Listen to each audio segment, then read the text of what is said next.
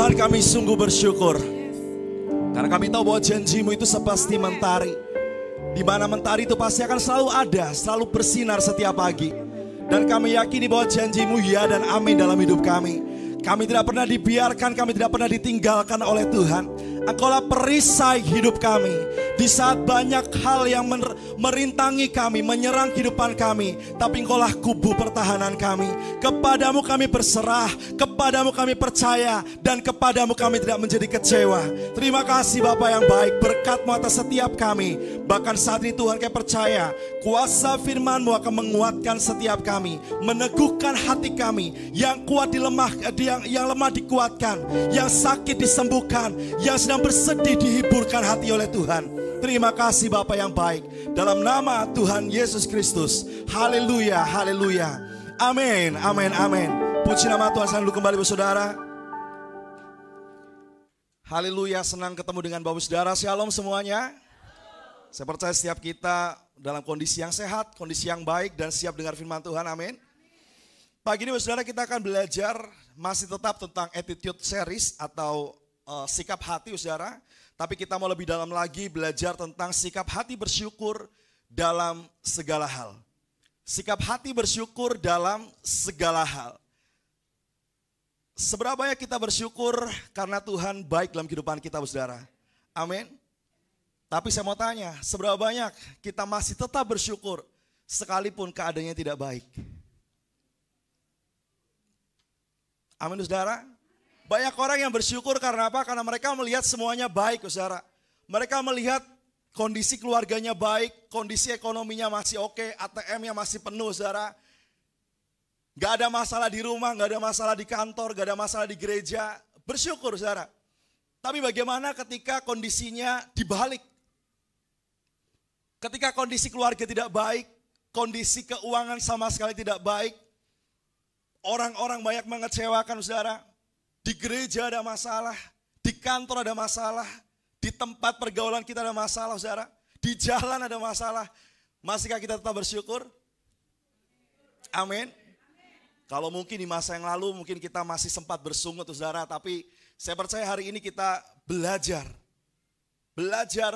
tentang bagaimana kita mengucap syukur di dalam segala hal. Coba katakan sama-sama, mengucap syukur dalam segala hal. Amin. Saya mau tanya lagi sama saudara, apakah Bapak Ibu memiliki kesulitan untuk menyelesaikan masalah kepahitan dalam hati, keegoisan, mengasihani diri sendiri, negativisme, dan kesombongan saudara? Apakah hari-hari ini masih ada yang bergumul dalam sakit hati, pikiran yang selalu negatif sama orang lain, atau bahkan kecenderungan untuk mengasihani diri sendiri setiap hari saudara, iba diri? Apakah ada yang sedang berjuang melawan ini semua saudara? Saya pun berjuang melawan ini saudara. Berjuang melawan pikiran-pikiran negatif. Berjuang melawan sikap-sikap orang yang tidak menyenangkan hidup saya saudara. Tapi saya mau katakan bahwa sikap bersyukur dapat mengubah hal-hal itu dan tentunya bisa mengubah hidup kita. Terkadang saudara, dengan kita bersyukur, orang lain belum diubahkan saudara. Situasinya tetap gak berubah ketika kita bersyukur saudara. Kondisinya masih sama, masih gak enak saudara. Tapi saya mau katakan, ketika kita bersyukur, at least kita yang berubah. Amin. Cara kita pandang masalah, cara kita pandang kehidupan, cara kita memandang kesulitan berubah. Karena apa? Karena kita bersyukur saudara. Situasinya gak berubah kadang. Orangnya masih tetap sama, jengkelin, nyebelin saudara. Kondisinya masih sama. Tapi seenggaknya ketika kita bersyukur, hati kita lebih lega, pikiran kita lebih tenang, hidup kita lebih nyaman. Amin. Dengan apa saudara? Dengan bersyukur. Sekali lagi, bersyukur terkadang tidak mengubah keadaan secara instan saudara. Tapi setidaknya bersyukur bisa mengubah hidup kita, supaya kita bisa memandang kehidupan dengan lebih jernih lagi. Amin. Ada 4 tingkatan kehidupan saudara. Yang pertama, ada orang-orang di tingkat rendah dalam hidupnya, di mana setiap hari secara terus menerus dia mengeluh saudara. Orang ini tuh selalu mengeluh dan mengeluh. Gak ada kerjaan ngeluh, ada kerjaan juga ngeluh saudara. Semuanya dikeluhkan saudara. Protes setiap hari, protes setiap saat. Tingkah laku orang sama kita, kita protesin semuanya saudara. Mau hal baik, mau hal buruk, semuanya dicari celah keburukannya saudara, bayangkan. Ada nggak orang seperti ini? Ada saudara. Yang kerjanya setiap hari mengeluh. Orang Israel yang ada di padang gurun saudara, ingat. Mereka setiap hari bersungut, mereka setiap hari mengeluh saudara. Mereka menyalahkan keadaan, mereka menyalahkan Musa sebagai pemimpinnya. Tuhan sudah kasih hal-hal yang baik buat mereka, perlindungan tiang awan, tiang api. Tuhan kasih air dari batu, saudara. Bayangkan mujizat yang hebat mereka lihat. Mana dari sorga turun, saudara. Di situ pun mereka tetap masih mengeluh. Mereka masih tetap bersungut dengan keadaan mereka. Lebih baik kita di Mesir aja. Di sana semua tersedia, kita gak susah kayak gini. Kadang kita pun demikian. Kita masih mengingat kehidupan masa lalu kita. Dan kita memandang bahwa kehidupan masa lalu kita jauh lebih baik dibandingkan kehidupan ketika kita ikut Yesus. Padahal tidak sama sekali saudara. Kita harus bersyukur dengan kehidupan kita saat ini, amin. Bersyukur ketika Tuhan sudah selamatkan kita. Bersyukur ketika Tuhan sudah bebaskan kita dari perbudakan dosa. Bersyukur ketika kita sudah dibebaskan dari setiap ikatan apapun saudara. Walaupun masih banyak yang terlihat belum berubah dalam kehidupan kita. Ada orang-orang sekali lagi yang terus-menerus mengeluh dalam hidupnya. Tapi ada level kedua saudara. Level kedua itu hanya sedikit lebih tinggi aja levelnya. Mereka bukan orang yang terus-menerus mengeluh. Tapi mereka adalah orang yang tidak pernah bersyukur untuk hal apapun saudara. Mereka menerima begitu saja. Tidak ada ucapan syukur, tidak ada terima kasih. Ada gak saudara yang seperti ini? Ada saudara. Dikasih hal baik, diam aja. Dikasih hal buruk juga, diam aja. Untung mending kalau misalnya dia dikasih hal buruk, diam aja. Banyak orang dikasih hal buruk kemudian mengeluh lagi saudara. Tapi dia kayak nggak ada respon hati yang baik, yang bersyukur. Padahal Tuhan sudah kasih hal yang baik buat dia. Ada orang-orang yang baik di kanan kirinya saudara. Tapi dia tidak pernah mengucap syukur sama sekali. Dia melihat hal itu adalah hal yang biasa-biasa saja saudara. Padahal kalau kita mau lihat sedikit apapun pertolongan itu mujizat. Amin. Sedikit apapun titik terang untuk sebuah masalah, itu pun mujizat saudara. Tapi banyak orang yang tidak menyadari hal itu dan mereka tetap tidak bersyukur. Lalu level yang ketiga, mereka yang bersyukur kepada Tuhan atas berkat yang real, berkat yang nyata saudara. Ketika segala sesuatunya berjalan dengan baik dan semuanya baik-baik saja, mereka bersyukur. Tapi sebaliknya ketika hal-hal yang tidak baik terjadi, mereka tidak bersyukur. Ada yang demikian, ada juga saudara.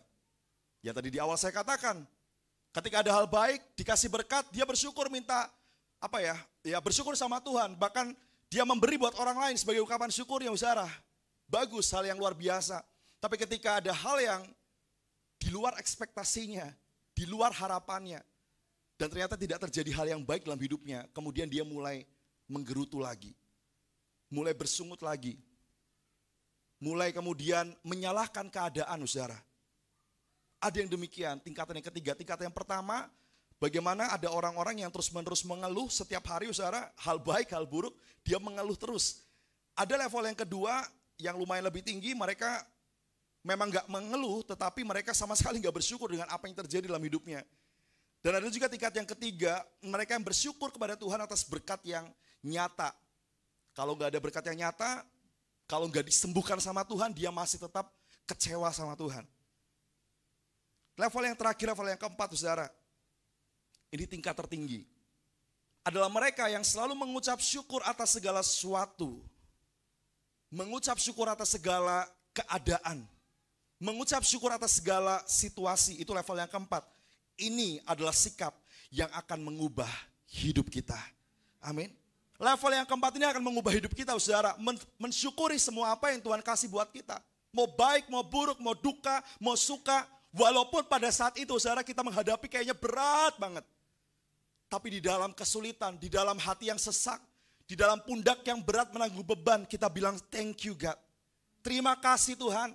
Aku percaya sekalipun hari ini aku berduka cita. Tapi firman-Mu katakan bahwa Engkau sediakan sukacita yang melimpah dalam kehidupanku. Amin. Sekalipun hari ini aku berkekurangan, tapi aku ingat janji-Mu Tuhan. Burung di udara Engkau pelihara. Bunga-bunga bakung di padang Engkau pelihara. Demikian juga dengan kehidupanku. Aku percaya hari ini aku tidak akan kelaparan. Aku percaya hari ini aku tidak akan minta-minta roti sesuai dengan firman-Mu. Ada ungkapan syukur, sekalipun mungkin keadaannya tidak baik, saudara. Tapi yang paling parah gini loh, saudara. Ada orang yang dia tuh kecewa sama dunia, saudara. Dia dikecewakan sama dunia, saudara. Dia dikecewakan dunia, bahkan dia dikecewakan dengan orang-orang yang dia kasihi. Dia dikecewakan dengan anak-anaknya, dia dikecewakan dengan orang tuanya. Dia dikecewakan dengan pilihan hidupnya, saudara. Tapi yang paling parah, dia malah kecewa sama Tuhan, saudara. Yang mengecewakan siapa? Dunia. Yang mengecewakan siapa? Orang-orang di samping kanan kirinya. Tapi yang disalahkan siapa? Tuhan. Banyak yang seperti ini juga, saudara. Ekspektasinya terlalu berlebih kepada manusia. Ekspektasinya terlalu berlebih kepada dunia, saudara. Akhirnya yang dia salahkan pala Tuhan, dan akhirnya apa? Dia mundur dari Tuhan. Dia nggak percaya lagi sama Tuhan. Padahal yang dia harusnya nggak percaya itu manusianya. Yang harusnya dia nggak percaya itu dunianya, saudara. Tapi justru pala kebalik, dia pala kecewanya sama Tuhan. Kalau mau saya bilang, saudara, nggak ada hak kita untuk kecewa sama Tuhan. Amin. Buat setiap kita yang hari ini sedang kecewa dengan Tuhan, Bapak Ibu Saudara yang di rumah juga, yang sedang kecewa sama Tuhan, saya mau katakan gak ada hak kita untuk kita kecewa sama Tuhan, saudara. Bayangkan kalau Tuhan jahat sama kita, dia berhenti jadi Tuhan, saudara. Tapi sampai hari ini Tuhan gak berhenti jadi Tuhan, karena apa? Karena dia terus berkomitmen kepada janjinya, dia terus setia kepada perkataannya, dulu, sekarang, selamanya, tidak pernah berubah. Amin, saudara. Itu yang jadi perkataan Tuhan. Jadi kalau saya mau bilang, kalau saudara kecewa sama dunia, jangan marahnya sama Tuhan. Berarti pilihan hidup kita yang kita perlu perbaiki. Kita memilih Tuhan di atas segalanya, sehingga ketika kita dikecewakan oleh dunia, ketika kita dikecewakan oleh manusia, hati kita sudah siap, saudara.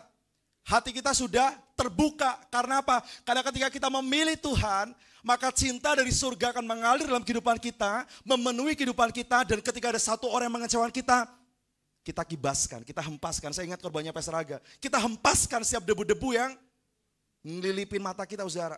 Setiap perlakuan orang tidak berkuasa untuk menggoncangkan sukacita kita atau merebut sukacita kita. Karena apa? Karena kepenuhan dari sorga itu mengalir atas kita. Karena kita berada di pihaknya Tuhan, saudara. Amin. Tapi kalau kita terus hidup di dalam dunia dan memilih cara hidup dunia, saudara, saya percaya yang ada setiap hari kita bakal kecewa. Proyek nggak berhasil kita kecewa, saudara. Hubungan yang kandas kita bisa kecewa. Karena apa?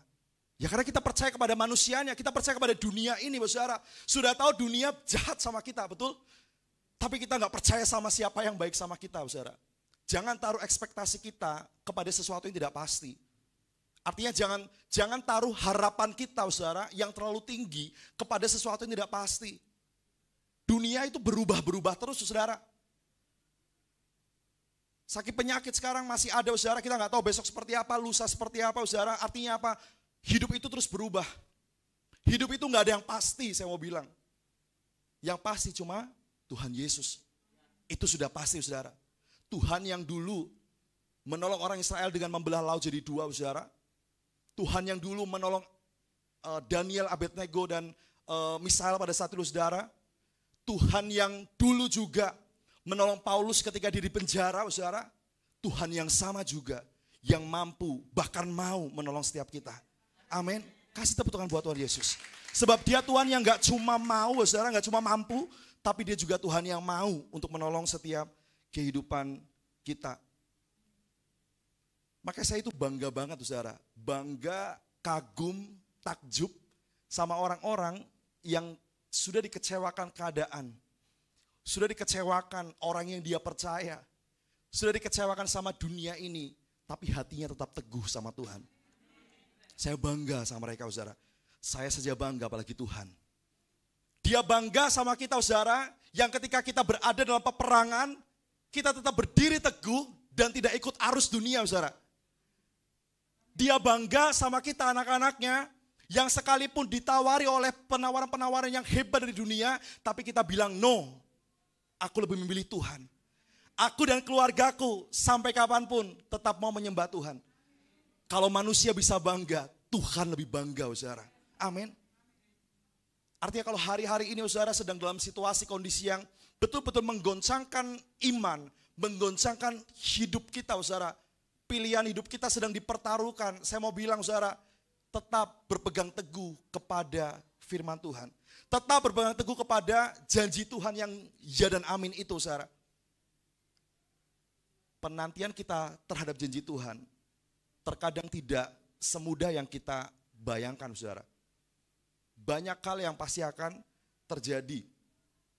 Kalau minggu-minggu yang lalu saya khotbah tentang bagaimana Audrey waktu itu diperiksa kandungannya sama dokter, saudara, kemudian ada suara detak jantung, saya bangga banget, saya terharu, saudara.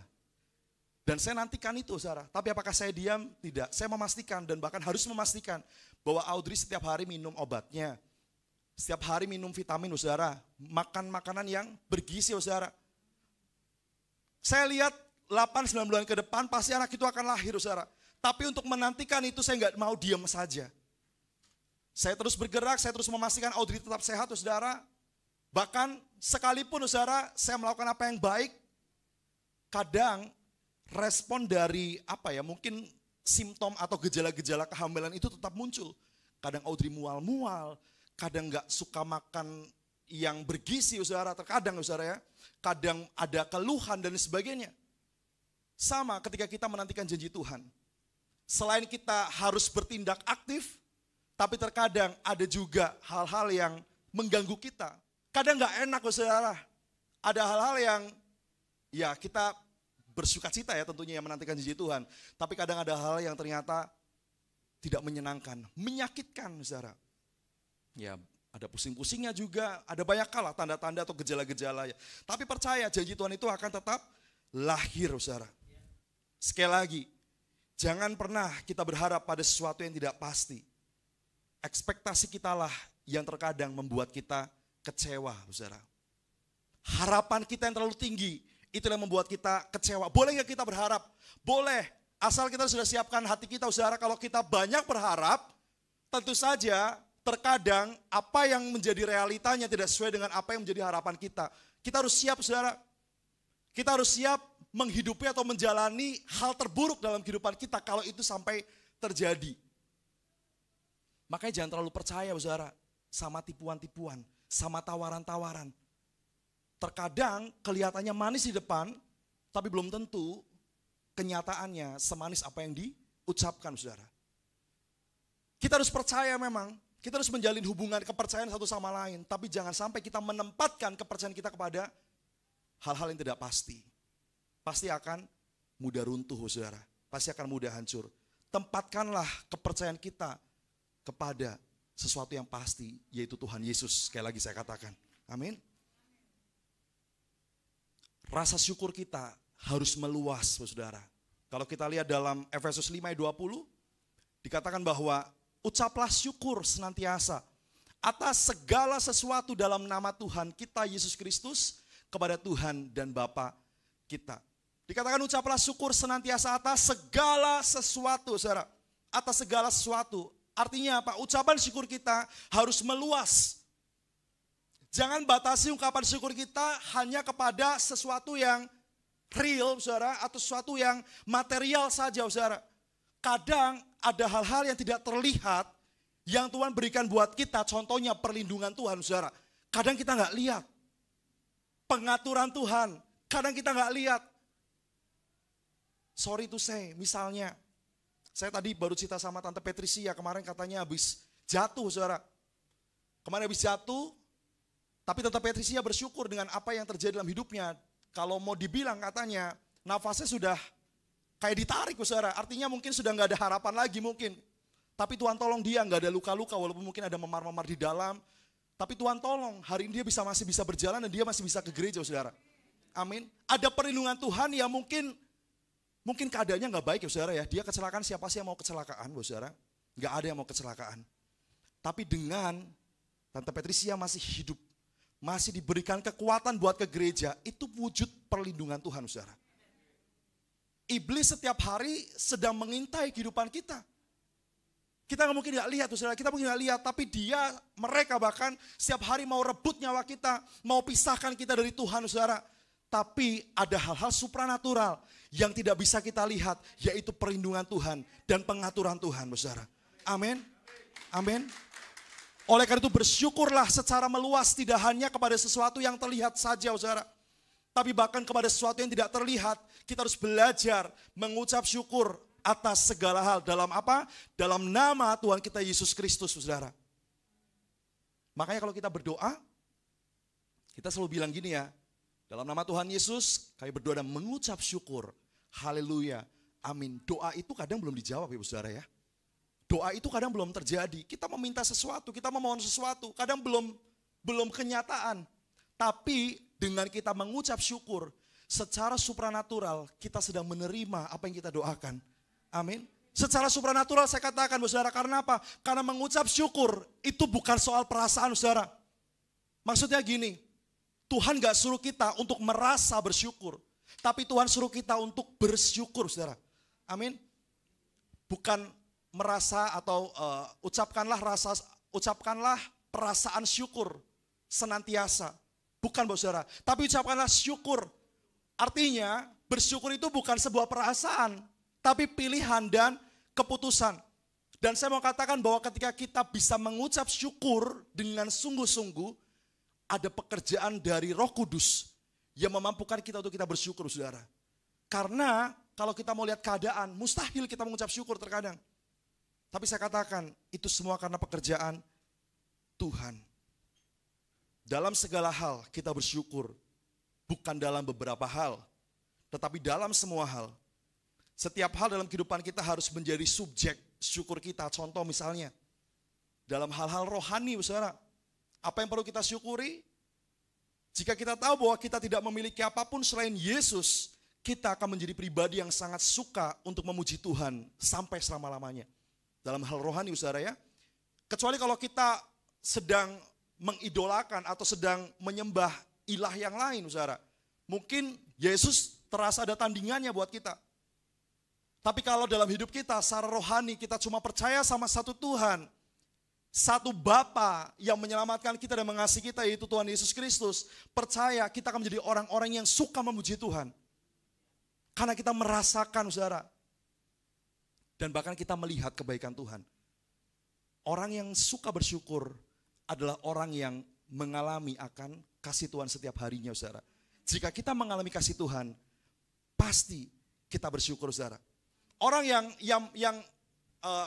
dapat hadiah, saudara, ada yang pernah dapat lotre nggak sih, saudara? Di sini masih ada nggak sih lotre? Mungkin masih ada ya, atau togel misalnya. Tapi saya berharap supaya kita nggak mainnya seperti itu, saudara ya. Tapi saya cuma istilahkan saja, kasih contoh. Misalnya kita menang lotre atau menang undian, saudara. Ada nggak sih kita yang cuma diem-diem aja menang undian? Gak ada, saudara. Pasti ya, dalam hati kita ada kebanggaan, ada rasa untuk mengungkapkan kesukacitaan kita, saudara. Kita bisa bilang sama keluarga kita minimal, bahkan lebih dari itu kita bisa bilang sama teman-teman kita, woi, gue menang lotre, gue dapat 9M.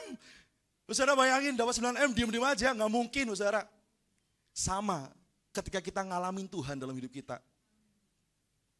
Wadah hati kita terasa gak cukup untuk menampung cinta Tuhan, saudara. Sampai akhirnya meluap-luap, saudara, lewat perkataan kita, lewat kesaksian kita, lewat pujian kita, saudara. Makanya saya mau katakan, orang yang suka memuji Tuhan berarti di dalam hatinya meluap cinta dari surga. Amin.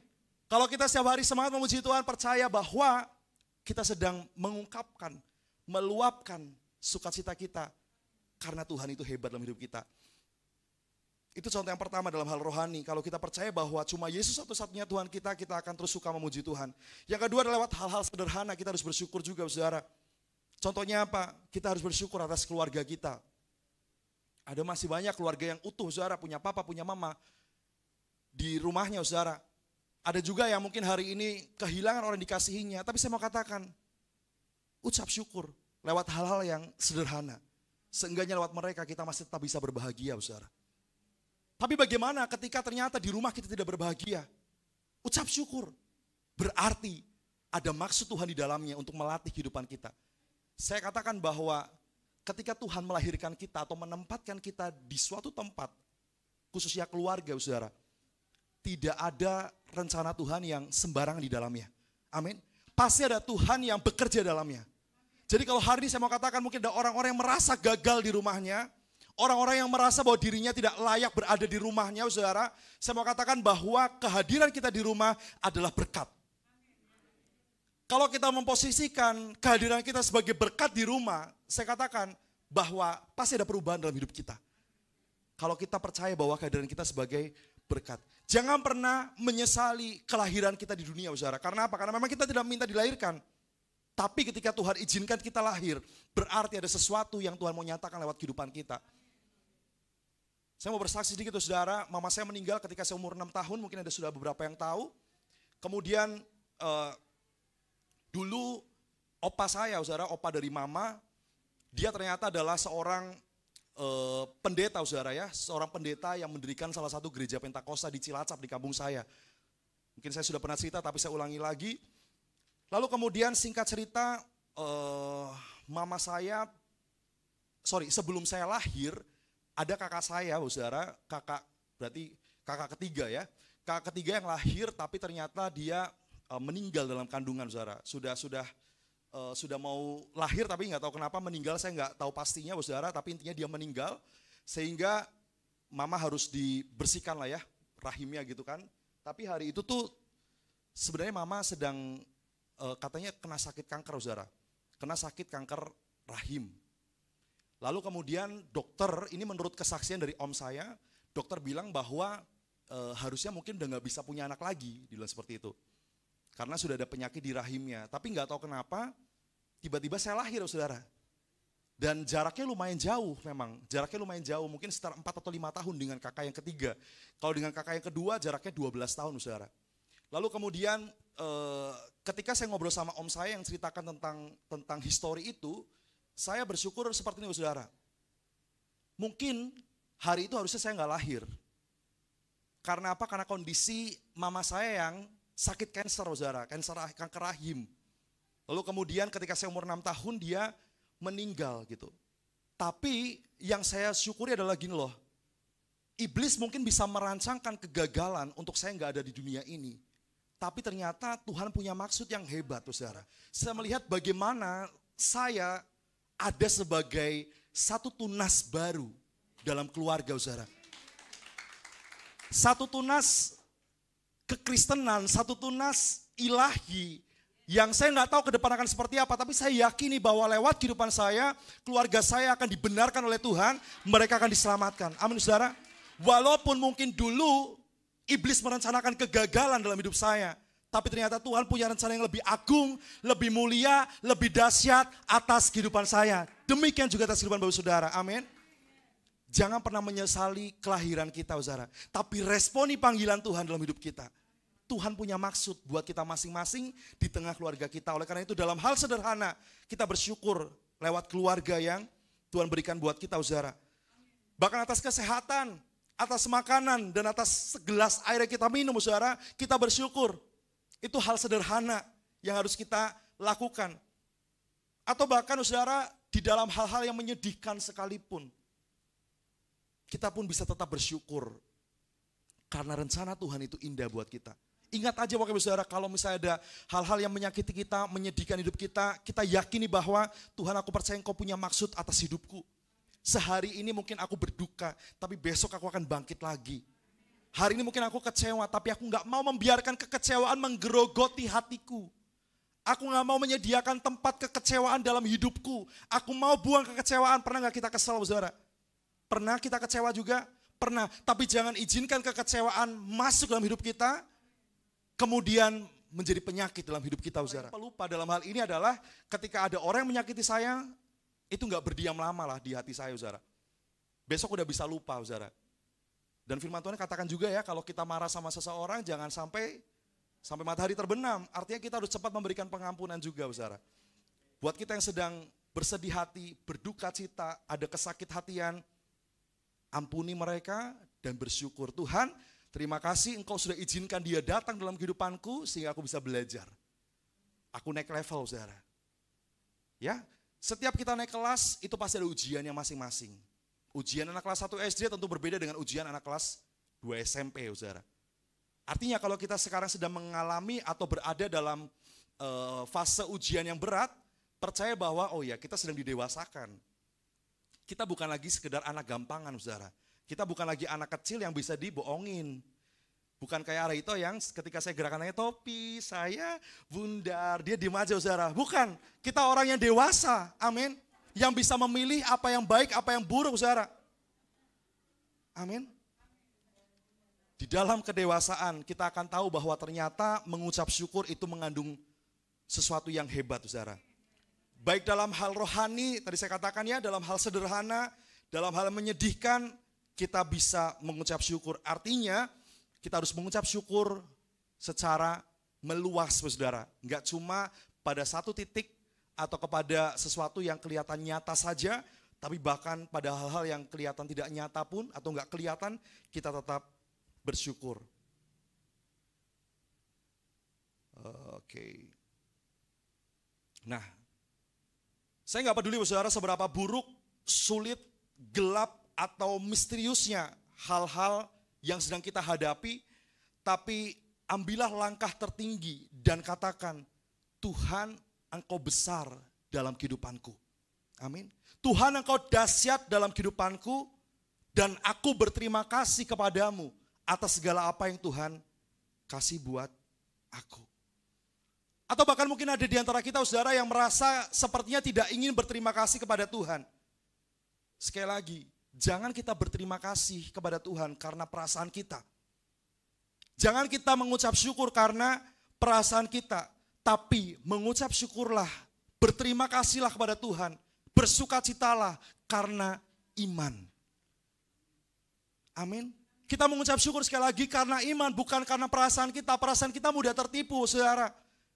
Sebentar bilang A, bisa sebentar bilang B, saudara. Karena apa? Karena perasaan yang menonjol. Tapi iman tetap teguh, saudara. Sekalipun mau ditipu seperti apapun, mau dibisikin dengan bisikan seperti apapun, saudara. Ketika orang itu punya iman yang teguh, dia tidak tergoncangkan, saudara. Gak ada lagi yang bisa merebut, apa istilahnya ya, pengharapannya karena iman, saudara. Orang yang beriman, kalau kita lihat, saudara, pahlawan-pahlawan iman, saudara, atau di gereja ini siapapun yang beriman, lihat, saudara, pendiriannya teguh. Dia gak pelin-pelan. Dia gak gampang kayak air di daun, talas saudara. Dia punya prinsip yang teguh. Sekali Tuhan bilang A sama dia, dia lakukan walaupun banyak orang yang tidak sepakat dengan dia, tapi dia tetap kerjakan hal tersebut. Sekalipun banyak orang yang gak suka sama dia, dia tetap kerjakan kehendak Tuhan. Itu iman saudara. Mengucap syukur itu pekerjaan iman. Walaupun nyata-nyatanya kondisinya gak baik, tapi kita tetap bersyukur karena ucapan syukur itu adalah pekerjaan iman, saudara. Orang yang bersyukur adalah orang yang berbahagia. Pasti, saudara. Gak ada orang yang dia bersyukur dia tidak berbahagia.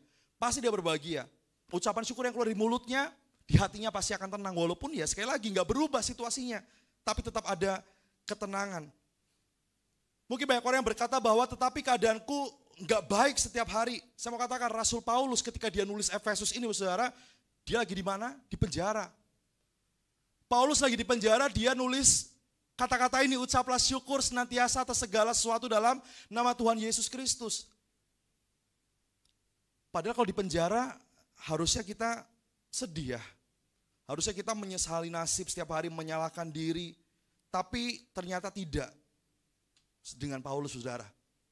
Rasa syukur justru mengubah penjara Paulus jadi istana, saudara, buat dia. Untuk dia bisa nulis suratnya, saudara, kepada jemaat-jemaat. Untuk dia bisa merasakan cinta Tuhan, saudara. Rasa syukur mengubah penjaranya menjadi istana. Tetapi ketidakbersyukuran bisa mengubah istana sebagus apapun jadi seperti penjara, saudara. Rumah sebagus apapun, saudara, kalau dalamnya gak ada ucapan syukur, jadi penjara buat dia. Makanan seenak apapun, saudara, kalau gak ada ucapan syukur, jadi gak enak pastinya, saudara. Tapi walaupun cuma tempe, tahu, krecek, saudara, tapi kita bersyukur dengan makanan itu, saudara, kita akan bersuka cita. Makanan itu jadi energi buat kita, nggak cuma jadi BAB doang, saudara. Tapi kalau misalnya kita makan bersungut-sungut, makanannya udah enak, pizza dari pizza Elbira misalnya, saudara. Enak nih, ada jamur truffle misalnya yang mahal banget, saudara. Tapi kita nggak bersyukur sama makanan itu, ya kita makan kayak nggak ada rasanya, saudara. Dan itu nggak akan jadi energi buat kita. Langsung turun ke usus, diproses, jadi prok, saudara ya. Karena apa? Karena gak ada ungkapan syukur, saudara. Tapi kalau ada ungkapan syukur, itu bisa menguatkan kita. Amin. Sekali lagi, rasa syukur bisa mengubah penjara menjadi istana, tapi ketidakbersyukuran akan mengubah istana yang mewah menjadi penjara buat kita, saudara. Bersyukur dalam segala hal. Hidup dengan rasa syukur bukanlah cara hidup manusia, saudara, memang. Hidup dengan ucapan syukur itu juga bukan cara yang alami sebenarnya.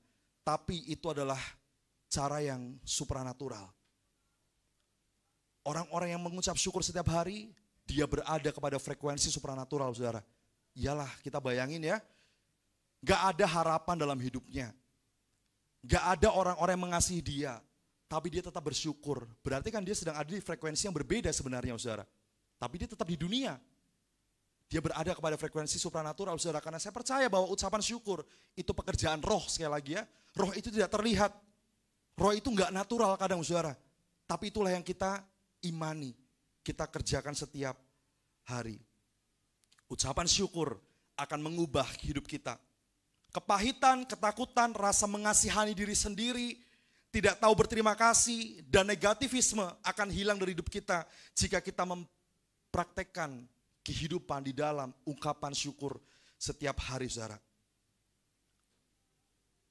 2 poin terakhir, saudara. Ungkapan syukur itu akan membuat hidup kita akan seperti ini, saudara ya. Yang pertama, hati yang bersyukur itu mengakui kebutuhan kita akan Tuhan. Boleh slide selanjutnya, Audrey mungkin? Hati yang bersyukur mengakui kebutuhan kita akan Tuhan. Ketika kita bersyukur, kita percaya bahwa kita nggak bisa hidup sendiri, saudara. Kita membutuhkan Tuhan. Dan ketika kita bersyukur, kita percaya bahwa hidup kita harus bergantung sama Tuhan. Kenapa demikian? Ada ayatnya, saudara. Kita buka dalam Mazmur 68 ayat 19. Mazmur 68 ayat 19, mungkin yang bahasa Indonesia dulu, Audrey. Ya. Mazmur 68 ayat 19 katakan bahwa terpujilah Tuhan, hari demi hari Ia menanggung bagi kita. Ya, Tuhan adalah keselamatan kita. Kalau dalam bahasa Indonesianya dia katakan bahwa Ia menanggung bagi kita banyak hal, menanggung kesakitan, menanggung rasa malu, menanggung kepedihan, menanggung hal-hal yang buruk dalam hidup kita. Dia menanggung, saudara. Tapi ada terjemahan di KJV-nya, saudara, King James Version, yang satunya, Adri. Nah, dikatakan bahwa blessed be the Lord who daily loaded us with benefits, katanya, saudara. Benefit, saudara tahu artinya? Keuntungan, manfaat, saudara. Kita harus bersyukur sama Tuhan yang setiap hari memberikan kepada kita keuntungan demi keuntungan. Sadar nggak, saudara, kalau dalam banyak hal kita diuntungkan sama Tuhan, saudara. Justru kita yang pelit sama Tuhan terkadang. Kita yang acuh, cuek sama Tuhan. Tuhan tuh setiap hari loh, saudara, memberikan keuntungan buat kita. Bersyukur hari ini kita sehat semua, amin, saudara. Kalau kita lihat kejadian di India, saudara, waktu itu corona yang meningkat, rebutan oksigen, saudara. Dan saya berdoa di Jakarta kita tetap aman, walaupun kita lihat naik ya grafik coronanya, saudara. Kalau sampai naik terus mungkin bisa rebutan oksigen juga, saudara. Rebutan oksigen, bayangkan hari ini kita gratis nih bisa bernapas, saudara. Tapi someday, amit-amit, kalau kita nggak jaga-jaga hidup kita, saudara, kita bisa sakit, kita nggak tahu seperti apa. Oleh karena kita harus bersyukur karena setiap hari Tuhan memberikan kita, mengisi kehidupan kita dengan manfaat-manfaat, benefits ya dibilangnya, bukan cuma satu doang, tapi lebih dari satu manfaat yang Tuhan kasih buat kita. Bersyukurlah karena itu, saudara. Kecenderungan orang adalah mengandalkan kekuatannya sendiri dan bertindak mandiri, saudara. Tapi sebagai orang percaya, kita harus memiliki ketergantungan sepenuhnya kepada Tuhan. Amin. Kita harus memiliki ketergantungan sepenuhnya kepada Tuhan. Kita mengikatkan diri kepada Tuhan, saudara. Hanya dengan mengakui kebutuhan kita akan Tuhan, kita membuka pintu bagi Tuhan untuk masuk dengan bantuannya yang penuh kasih, saudara. Dahsyat gak? Kadang kita cukup merendahkan hati kita, saudara, di hadapan Tuhan. Kita berlutut sama Tuhan, Tuhan hari ini aku gak bisa apa-apa. Ada orang yang ngechat aku dengan kata-kata yang gak sopan, menyakitkan aku. Tapi aku berlutut sama Engkau Tuhan. Aku membuka pintu pertolongan bagi Engkau, menolong kehidupanku. Percaya saudara, walaupun mungkin gak langsung hari itu juga pertolongan terjadi, tapi hati kita tenang. Waktu hati tenang, ada pikiran yang jernih untuk menyelesaikan masalah saudara. Tuhan akan membuka pintu pertolongan ketika kita mengakui bahwa kita membutuhkan Dia. Akuilah Tuhan saudara. Supaya kita bisa bersyukur saudara, lebih dan lebih lagi. Tuhan adalah pemberi dan setiap pemberian yang baik datangnya dari Tuhan. Dengan kita memiliki hati yang bersyukur, kita mengakui bahwa kita tidak bisa menciptakan diri kita sendiri saudara. Dan bahwa kita ada hanya karena perjanjian Tuhan. Saya dan saudara ada karena perjanjian Tuhan, bukan karena kekuatan diri sendiri. So ketika Tuhan mencurahkan rahmat dan kasih-Nya, menjadi normal untuk merespon dengan sikap hati yang bersyukur karena Tuhan sudah memberi yang lebih dari apa yang saya harapkan. Tuhan yang sudah memberi jauh dari apa yang saya ekspektasikan, makanya saya mau bersyukur. Itu yang pertama saudara, hati yang bersyukur mau mengakui kebutuhan kita akan Tuhan. Yang kedua yang terakhir, hati yang bersyukur mengakui kebutuhan kita akan satu sama lain saudara. Kenapa bisa demikian? Karena hati yang bersyukur diekspresikan dalam konteks hubungan timbal balik saudara. Baik kita dengan Tuhan dan kita juga dengan sesama. Kalau kita bersyukur sama Tuhan, gak ada orang yang sukacita, tapi dia tidak memberikan ungkapan syukurnya juga atas pertemuan dia dengan orang lain saudara. Ketika orang itu bersukacita, pasti orang-orang di sekitarnya pun akan merasakan sukacita juga saudara. Kecuali orang di sekitarnya orang yang iri hati. Tapi orang iri hati itu harus belajar hari ini bahwa ternyata dia juga harus ada pada posisi mengucap syukur kalau orang lain diberkati sama Tuhan. Jadi ada hubungan timbal balik saudara. Hati yang bersyukur mengakui bahwa kita butuh orang lain juga. Selain kita butuh Tuhan ya saudara ya, kita butuh orang lain untuk mengekspresikan ungkapan syukur kita. So di sini adalah bagaimana kehidupan kita harus mengakui bahwa kita tidak bisa hidup sendiri dan bahwa kita benar-benar membutuhkan satu sama lain. Dan lewat pemberian yang Tuhan kasih buat kita, kita juga bisa berikan juga buat orang lain juga saudara. Dan saya yakin betapa bedanya dunia jika kita mempraktekkan rasa syukur saudara. Kalau setiap kita masing-masing mempraktekkan rasa syukur saudara, atau bahkan seluruh dunia mempraktekkan rasa syukur, saya percaya gak ada peperangan. Gak ada keserakahan saudara, gak ada egoisme. Karena apa? Karena masing-masing cukup dengan apa yang mereka miliki saudara. Masing-masing bersyukur dengan apa yang mereka punya. Saya yakin dunia ini akan aman, tentram, damai. Tapi namanya pekerjaan iblis, mereka terus nantiasa mencari kelemahan seseorang. Bahkan orang yang sudah percaya pun dicari kelemahannya. Makanya firman Tuhan katakan apa? Berjaga-jagalah sebab lawanmu iblis seperti singa yang mengaum dan mencari mangsa yang dapat dimangsanya. Jadi hati-hati kalau kita bisa menjadi mangsanya iblis saudara. Yang dapat dimangsanya berarti ada orang-orang yang kuat yang tidak bisa dimangsa sama dia. Jadilah orang-orang kuat itu, amin.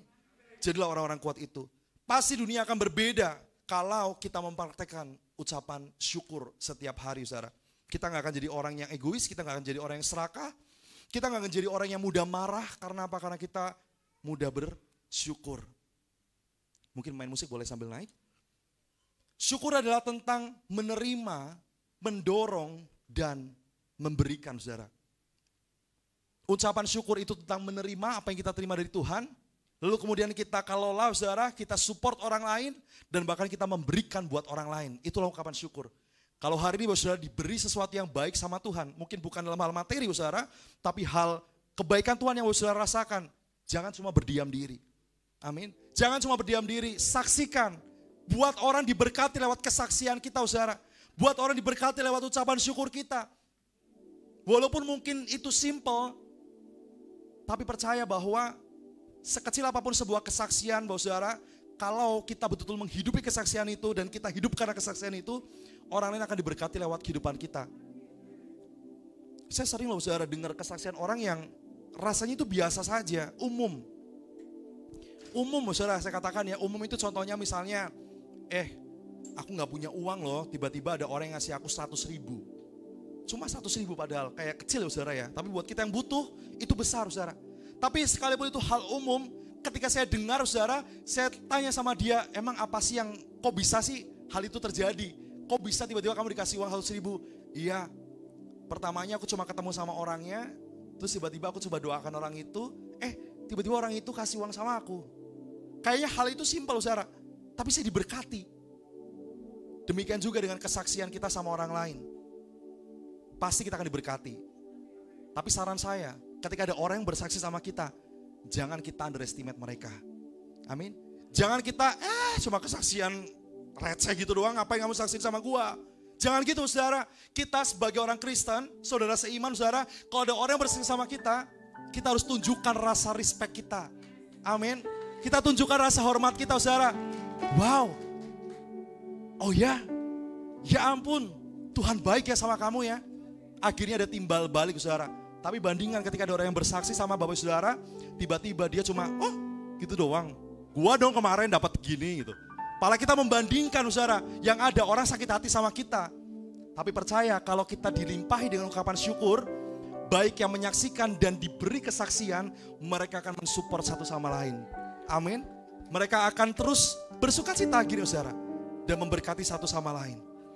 Mengucap syukur akan mengubah hati kita sendiri dan dunia tempat kita hidup. Jadilah orang-orang yang suka bersyukur setiap hari saudara. Dalam segala hal secara meluas kita belajar mengucap syukur, mulai dari hal kecil, hal sederhana kita bersyukur. Yuk sama-sama kita bagi berdiri saudara. Bapa, sungguh kami bersyukur Tuhan untuk segala hal yang Tuhan sudah berikan buat kami. Kami mungkin tahu bahwa keadaan kami sedang tidak baik saat ini Tuhan. Amin. Tapi kami mau terus belajar bersyukur secara meluas. Tidak hanya pada hal-hal yang nyata kelihatan buat kami. Tapi kami bersyukur untuk bahkan suatu hal yang belum kami terima. Amin. Yang bahkan belum kami lihat Tuhan. Amin. Kami yakin akan janjimu yang ya dan amin dalam hidup kami. Amin. Kami percaya ketika kami mengucap syukur, ucapan syukur itu akan mengubahkan kehidupan kami. Sekalipun yang lain belum diubahkan, tapi minimal kami diubahkan Tuhan. Ucapan syukur akan menjadikan penjara kami jadi istana, di mana kami akan menikmati akan lawatan Tuhan setiap hari. Kami menikmati akan berkat-berkat dan jaminan dari surga atas hidup kami. Terima kasih Bapak. Ajar setiap kami jadi jemaat-jemaat yang punya sikap hati, mau bersyukur setiap hari. Kami serahkan semua sama Engkau Bapak. Engkau yang teguhkan hati dan iman kami saat ini. Terima kasih Bapak yang baik. Dalam nama Tuhan Yesus Kristus yang diberkati Tuhan, sama-sama kita katakan amin, amin, amin.